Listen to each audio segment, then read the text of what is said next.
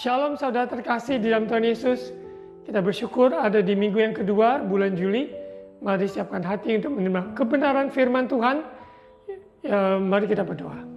Bapa, kami bersyukur Tuhan, Engkau yang menyatakan kuasa-Mu, kasih-Mu dalam setiap perjalanan kami. Kami akan percaya Tuhan, firman-Mu lah menjadi jawaban, teguran, nasihat, mengingatkan kami selalu hidup di dalam kebenaran. Terima kasih Bapa, berbicara lewat hamba-Mu, firman yang akan disampaikan sungguh-sungguh menjadi kekuatan. Di dalam nama Tuhan Yesus kami berdoa. Amin.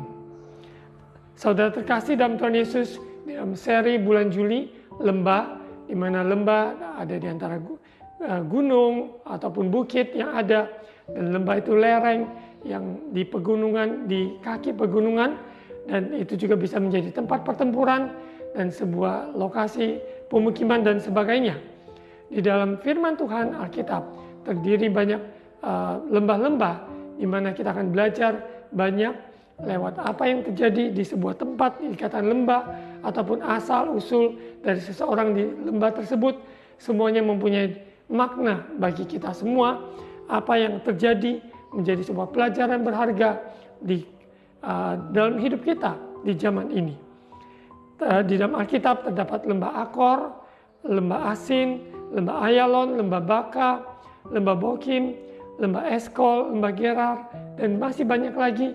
Dan minggu yang lalu disampaikan lembah Ela, di mana lembah terbantin ini terdapat banyak pohon terbantin yang bertumbuh dan tempat pertempuran, yaitu Daud mengalahkan Goliat.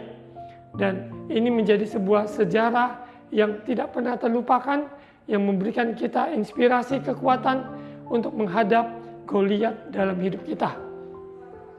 Dan hari ini dalam Suara Pengbalan kita akan belajar melihat dari sebuah kisah yang ada tertulis dalam Alkitab, yaitu lembah Sorek. Lembah Sorek kita akan lihat dari Hakim-Hakim pasal 16. Ini terambil dari kisah dari Samson, yaitu Simpson, yang mana dia bertemu dengan seorang perempuan bernama Delilah dari lembah Sorek ini. Kita lihat di Hakim-Hakim pasal 16 ayat 1. Pada suatu kali ketika Simpson pergi ke Gaza, dilihatnya di sana seorang perempuan sundal lalu menghampiri dia. Ketika diberitahukan kepada orang-orang Gaza, Simpson telah datang ke sini, maka mereka mengepung tempat itu dan siap menghadang dia semalam-malaman itu di pintu gerbang kota. Tetapi semalam-malaman itu mereka tidak berbuat apa-apa, karena pikirnya nanti pada waktu fajar kita akan membunuh dia. Ayat 3, tetapi Simpson tidur di situ sampai tengah malam. Pada waktu tengah malam bangunlah ia, dipegangnya kedua daun pintu gerbang kota itu, dan kedua tiang pintu dicabutnyalah semuanya beserta palangnya. Diletakkannya di atas kedua bahunya, lalu semuanya itu diangkatnya ke puncak gunung yang berhadapan dengan Hebron.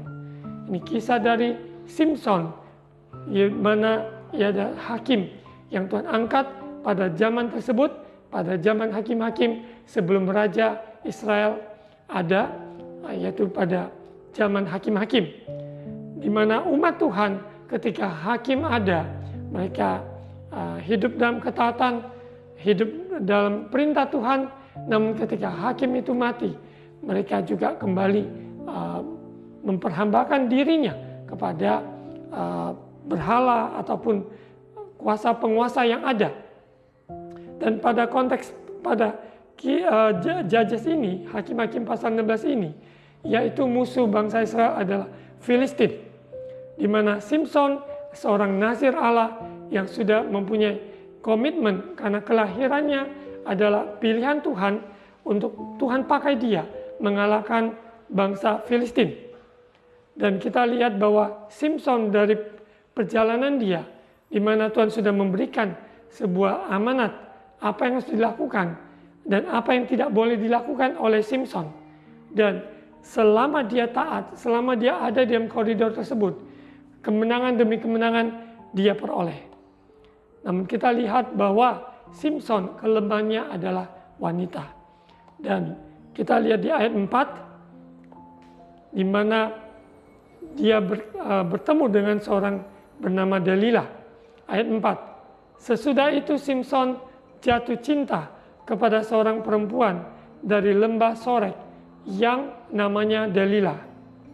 Lalu datanglah raja-raja kota orang Filistin kepada perempuan itu sambil berkata, cobalah bujuk Simson untuk mengetahui karena apakah kekuatannya demikian besar dan dengan apakah kami dapat mengalahkan dia dan mengikat dia untuk menundukkannya, maka kami masing-masing akan memberikan 1.100 uang perak kepadamu. Dari konteks ini, Simson kelemahannya adalah wanita dan perempuan yang dimana dia jatuh cinta, yaitu seorang bernama Delilah yang berasal dari lembah Sorek. Lembah dikenal dari sebuah tempat, dikenal juga sebagai seseorang yang berasal dari lembah tersebut, dan kisah dari Simson di mana Delilah mengambil peran sebagai alat dari orang Filistin untuk mendapatkan rahasia kekuatan dari Simson. Dan Filistin tidak dapat mengalahkan Simson, tapi dia bisa menggunakan yaitu Delilah yang adalah seorang perempuan yang tidak baik, yang dipakai untuk menggoda, membujuk Simson. Dalam hidup ini ada kelemahan-kelemahan dalam hidup seseorang yang harus kita perhatikan untuk kita belajar mengandalkan Tuhan, hidup dalam ketaatan, hidup dalam takut akan Tuhan, sehingga kita luput dari malapetaka. Di dalam doa Bapa kami, di bagian akhir dikatakan, janganlah membawa kami ke dalam pencobaan, tapi lepaskan kami daripada yang jahat. Karena kita hidup di tengah-tengah serigala, di tengah kejahatan yang ada, kita mohon kekuatan Tuhan, supaya kita tidak jatuh dalam pencobaan. Karena pencobaan ada di mana-mana.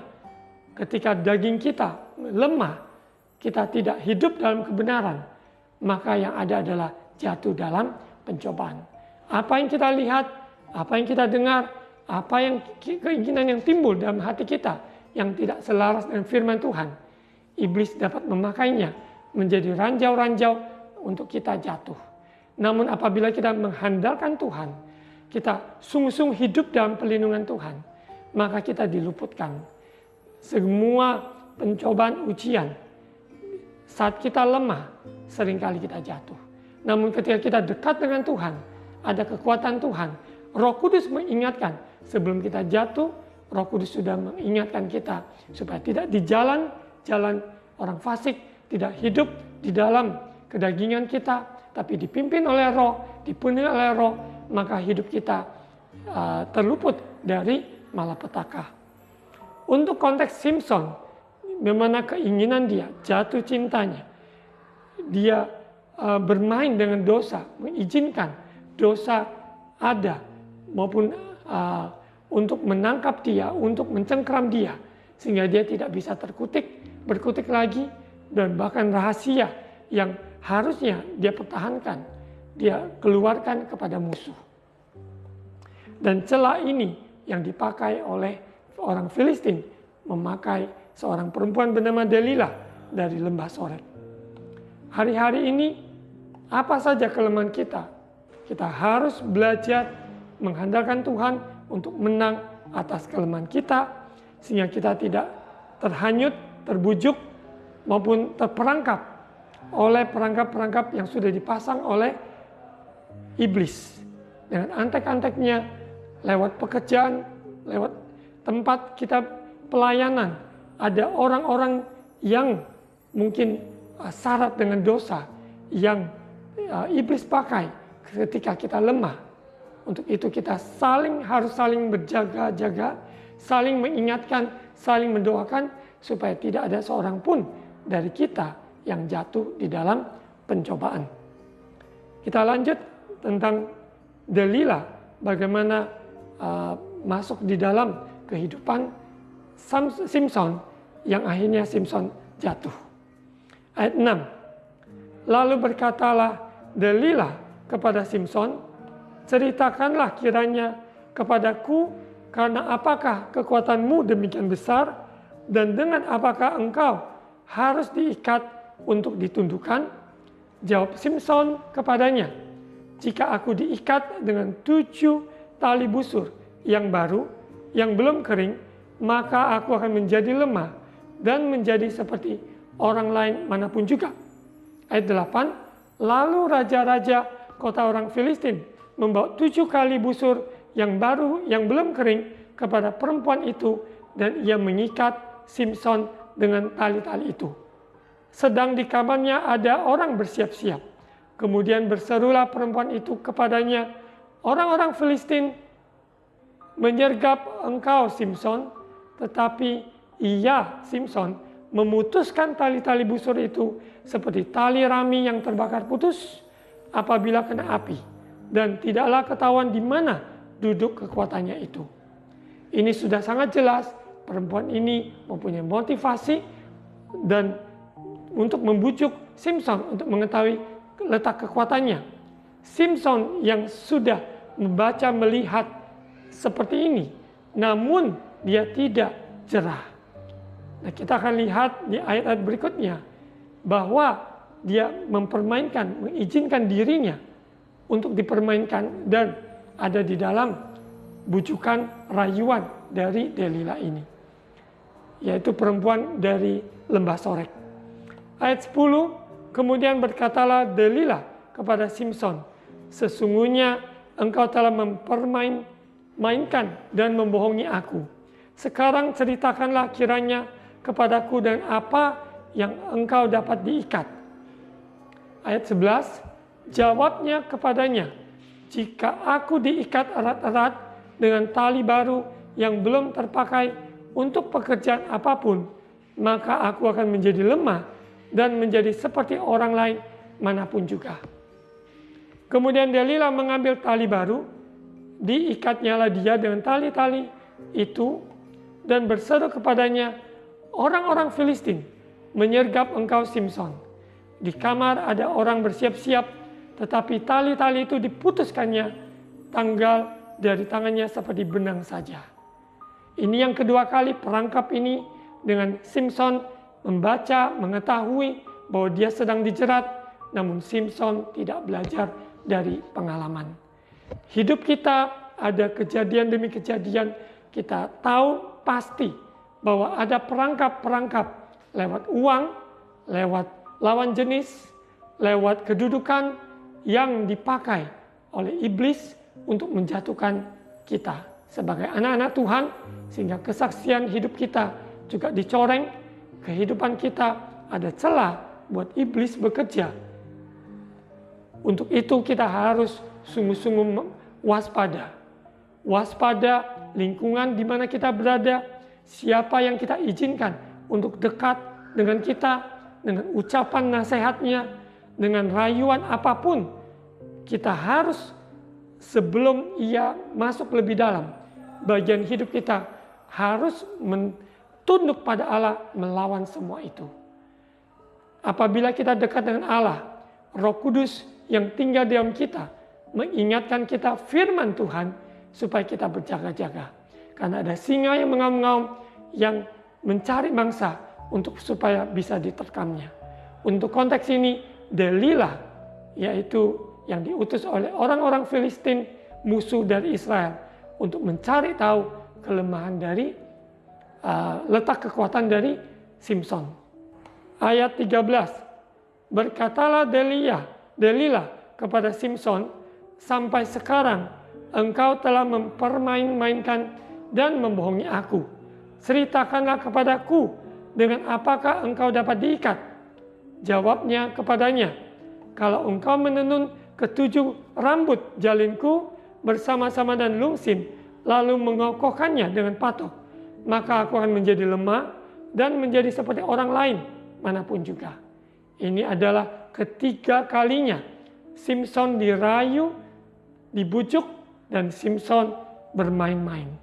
Yang pertama kali dia memberikan sesuatu yang tidak benar tentang letak kekuatannya. Yang kedua kali juga sama, dia dapat lepas dari semua cengkeraman itu. Namun yang ketiga kali kita akan lihat ayat 14, kemudian perempuan itu mengokohkan lagi tenunan itu dengan patok, lalu berserulah ia kepadanya, orang-orang Filistin menyergap engkau Simson. Tetapi ketika ia terjaga dari tidurnya, disentaknya lah lepas patok tenunan dan lusin itu, dan ia terlepas. Seseorang yang sudah tahu jelas bahwa dia diperangkap, tetapi terus bermain dengan dosa, maka suatu hari ketika dia mau melepas, dia tidak dapat lepas lagi. Dan kita lihat keberadaan dari Simson yang sangat menyedihkan. Ayat 15, berkatalah perempuan itu kepadanya, bagaimana mungkin engkau berkata, aku cinta padamu, padahal hatimu tidak tertuju kepadaku. Sekarang telah 3 kali engkau mempermainkan aku dan tidak mau menceritakan kepadaku, karena apakah kekuatanmu demikian besar? Ingat, dosa mengintip dan selalu memakai kesempatan manusia, orang tertentu, peristiwa yang ada, merengek-rengek supaya kita jaga-jaga kita semuanya terlepas, sehingga kita memberitahukan ataupun kita tidak ingat, tidak menjaga apa yang sudah Tuhan percayakan pada kita. Untuk Simson begitu mudah dia mempermainkan dari yang pertama, kedua, ketiga. Dia izinkan hidupnya dipermainkan, bermain dengan dosa, dan perempuan ini merengek-rengek, berhari-hari merengek-rengek, dan Simson akhirnya jatuh. Di ayat 16, lalu setelah perempuan itu berhari-hari merengek-rengek kepadanya dan terus mendesak-desak dia, ia tidak dapat lagi menahan hati sehingga ia mau mati rasanya. Maka diceritakannya lah kepadanya segala isi hatinya. Katanya, kepalaku tidak pernah kena pisau cukur, sebab sejak dari kandungan ibuku, aku ini seorang nazir Allah. Jika kepalaku dicukur, maka kekuatanku akan lenyap daripadaku dan aku menjadi lemah dan sama seperti orang-orang lain. Perempuan bernama Delila ini sudah 3 kali dia tetap tidak putus asa, tetap merongrong, merengek-rengek, membujuk Simson. Begitu pula hidup kita di tengah-tengah dunia yang jahat. Ada rengekan dari kejadian seseorang dan sebagainya dengan uang yang menawar kita terus-menerus supaya kita menjual baik iman kita, kesaksian kita dengan segala keinginan daging. Namun apabila kita sadar hal itu, Roh Kudus menolong kita untuk tidak termakan ataupun tidak menjual iman kita oleh karena sesuap nasi, oleh karena harta, keuangan, bahkan juga godaan-godaan apapun dalam hidup ini. Kita belajar mencukupi diri, kita belajar hidup dalam ketaatan, hidup kudus sesuai firman Tuhan, sehingga tidak ada celah untuk iblis bekerja. Dan setelah yang keempat kali, Simson akhirnya menyampaikan karena hatinya tidak tahan. Untuk itu orang-orang yang menyadari bahwa hidupnya telah dipilih Tuhan, dipanggil Tuhan, jangan sekali-sekali kita membiarkan emosi, perasaan kita mempermainkan kita karena tidak tahan. Ya, untuk itu kita harus bangkit dan sungguh-sungguh menjauhi dosa. Seperti Yusuf ketika dia difitnah, ada di rumah Potifar, dia difitnah, dia melakukan sesuatu yang tidak baik terhadap istri Potifar yang merayu-rayu dia namun Yusuf memilih untuk tinggalkan tempat itu dan dia rela sampai dia dijebloskan ke penjara oleh karena sesuatu yang dia tidak lakukan. Namun Simson terbalik. Simson tidak menjauhi dari Delila, tapi Simson menyerahkan dirinya di dalam pelukan Delila. Dan disitulah kejatuhannya. Ayat 18. Ketika dilihat Delila bahwa segala isi hatinya telah diceritakannya kepadanya, disuruhnyalah memanggil raja-raja kota orang Filistin. Katanya, sekali ini lagi datanglah kemari, sebab ia telah menceritakan segala isi hatinya kepadaku. Lalu datanglah raja-raja kota orang Filistin itu kepadanya sambil membawa uang itu. Sesudah itu dibujuknya Simson tidur di pangkuannya, lalu dipanggilnyalah seorang dan disuruhnya mencukur ketujuh rambut jalinya. Sehingga mulailah Simson ditundukkan oleh perempuan itu sebab kekuatannya telah lenyap daripadanya. Ini yang Simson tidak sadari. Kita harus menyadari siapa diri kita di hadapan Tuhan. Tuhan yang memanggil saudara dan saya. Tuhan yang memilih saudara dan saya. Hidup kita, identitas kita jelas. Dan Simson tidak menghargai hal tersebut. Sehingga dia mencurahkan isi hatinya kepada orang yang salah, orang yang keliru. Seberapa banyak hari-hari ini ketika kita ada di dalam himpitan, kesulitan, pergumulan, apabila kita tidak curhat kepada Tuhan, ataupun minta doa dari orang-orang kudus, hamba-hamba Tuhan yang sungguh-sungguh peduli dalam hidup kita, saudara seiman kita, keluarga kita, yang sungguh-sungguh mau kita mengalami terobosan. Apabila kita tidak mencurhat kepada orang yang tepat, bisa-bisa kita jatuh di dalam lubang seperti Simson jatuh di tangan Delila. Hari-hari ini kita harus waspada. Supaya kita khususnya dalam sosial media, dalam mencurhat ataupun itu bukan kita harus sadari bahwa itu bukan tempat yang Tuhan kehendaki untuk kita mencurahkan isi hati kita kepada lewat sosial media tersebut. Hendaklah kita curahkan isi hati kita kepada Tuhan yang peduli dalam hidup saudara dan saya, kepada orang-orang kudus yang sungguh-sungguh peduli dalam hidup kita. Kita dapat mencurahkan isi hati kita untuk minta didoakan. Kalau tidak, yang ada adalah jerat dari perangkap iblis yang memakai kondisi keadaan yang ada. Kita lihat di ayat yang ke-20.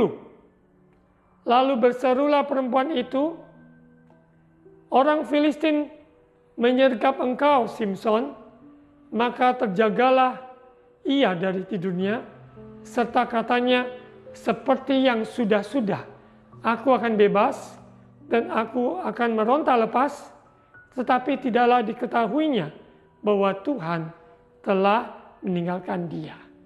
Orang yang bermain-main dengan dosa, tidak jerah, tidak bertobat, tidak sungguh-sungguh hidup takut akan Tuhan, pada suatu akhirnya dia akan menyesal bahwa sesungguhnya kekuatan yang Tuhan sudah berikan sudah diambil oleh Tuhan.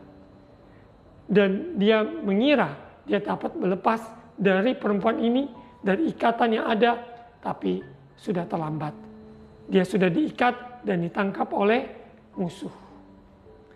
Ini kisah yang sangat menyedihkan, sebuah pelajaran yang berharga buat kita, agar kita sungguh-sungguh tidak menganggap enteng segala sesuatu yang Tuhan percayakan, segala sesuatu kasih karunia yang kita hidupi, yang kita alami.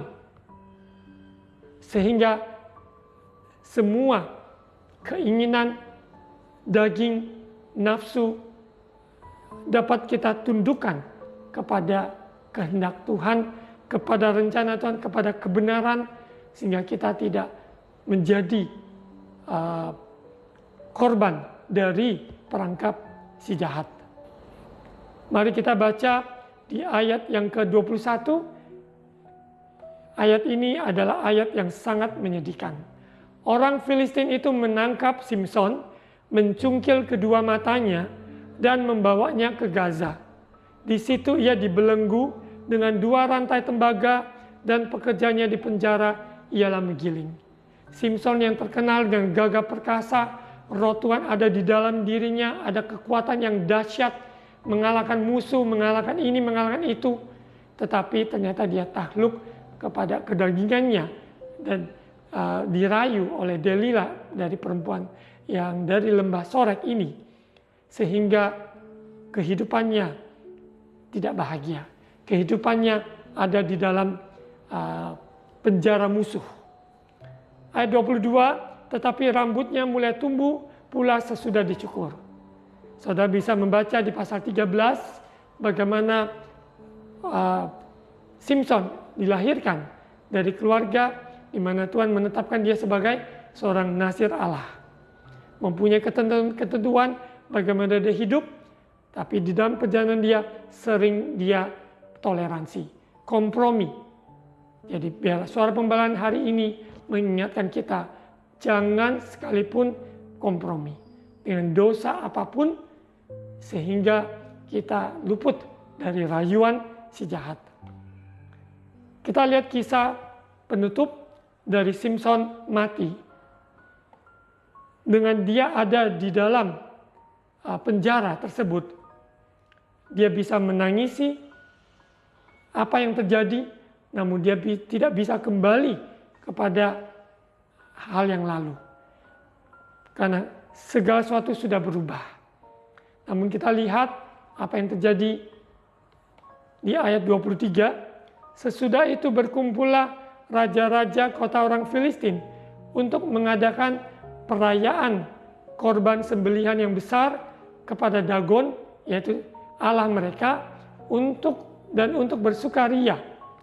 Kata mereka, telah diserahkan oleh Allah kita ke dalam tangan kita Simson musuh kita. Ya, karena kedagingan Simson sehingga dia ada di dalam kubu musuh. Dan ketika orang banyak melihat Simson, mereka memuji Allah mereka sambil berseru, telah diserahkan oleh Allah kita ke dalam tangan kita musuh kita, perusak tanah kita, dan yang membunuh banyak teman kita, yaitu orang-orang Filistin. Karena selama Simson sebelumnya sudah mengalahkan begitu banyak musuh yang ada. Ketika hati mereka riang gembira, berkatalah mereka, panggillah Simson untuk melawak bagi kita, menjadi lelucon. Simson dipanggil dari penjara, lalu ia melawak di depan mereka, kemudian mereka menyuruh dia berdiri di antara tiang-tiang. Ini hal yang sangat memalukan, hal yang sangat menyedihkan, memilu hati. Karena keteledoran dari Simson ini.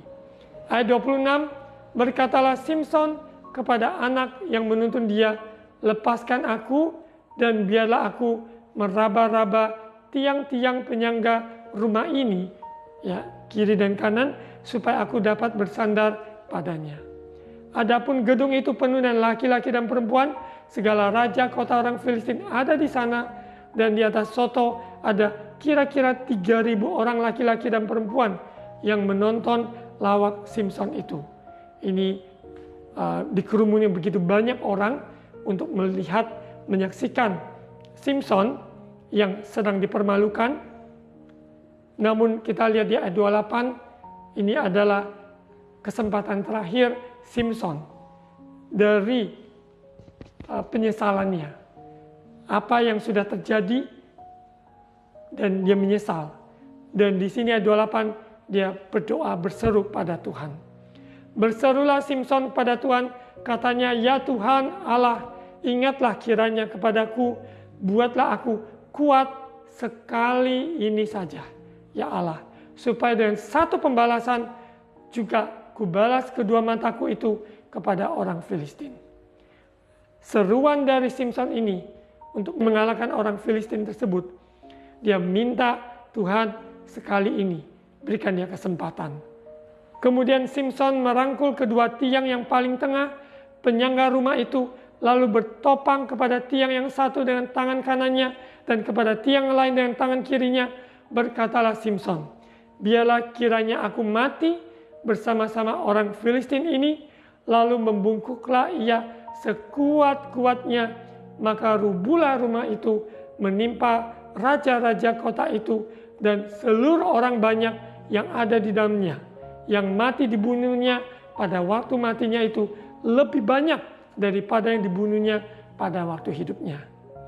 Dia mati bersama-sama orang-orang Filistin yang berkumpul di rumah tersebut, dan apa yang terjadi? Ya, kematian dari orang-orang Filistin tersebut lebih banyak daripada selama Simson mengalahkan orang-orang Filistin. Sesudah itu datanglah ke sana saudara-saudaranya dan seluruh keluarganya. Mereka mengangkat Simson dan membawanya dari sana, lalu menguburkannya di antara Zora dan Estaol di dalam kubur Manoah ayahnya.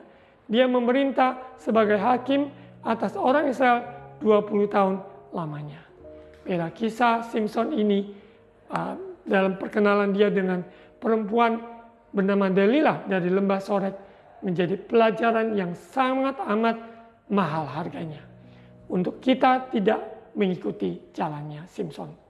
Di Alkitab ada banyak kisah yang harus kita ikuti, yaitu yang hidup takut akan Tuhan, tapi juga ada kisah-kisah orang-orang yang kompromi, yang tidak taat, tidak takut akan Tuhan, yang harus menjadi pelajaran berharga untuk kita jangan mengikutinya. Mari kita berdoa. Bapa, terima kasih atas kebenaran firman-Mu. Hidup kami, di sekeliling kami, ada ujian, ada cobaan, godaan, rayuan.